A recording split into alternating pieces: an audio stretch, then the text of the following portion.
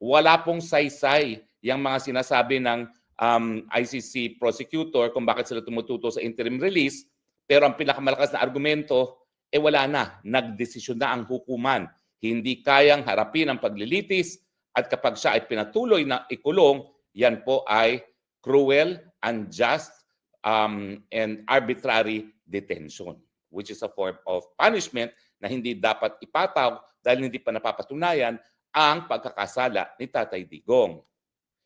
Now, yung pangalawa naman na tinutulan din nila yung indefinite adjournment. Okay? Kapag indefinite adjournment, ulitin ko po, tuloy pa rin ang kaso. Akusado pa rin si Tatay Digong. Kung siya'y makakalabas ng kulungan, it is because of the interim release. Pero dahil nga sa sinabi ko sa inyo, yan po ay hindi po pwede sa Pilipinas unless, gaya ng sinasabi ni Kaufman, payagan ni Marcos, na ang sinasabi ko naman ay hindi papayag si Tatay Digong. Whether or not siya'y limot-limot, ay sigurado po ako, babalik ang kanyang tamang pag-iisip kapag sinabi na, huy, uuwi ka sa Pilipinas dahil napapayag namin si Marcos. Ay, naku po, hindi papayag po dyan si Tatay Digong dahil hindi siya tatanaw ng utang na loob dyan sa mga Marcoses na ni minsan na hindi niya sinuportahan dahil alam naman niya talaga na weak leader yung Marcos na yan.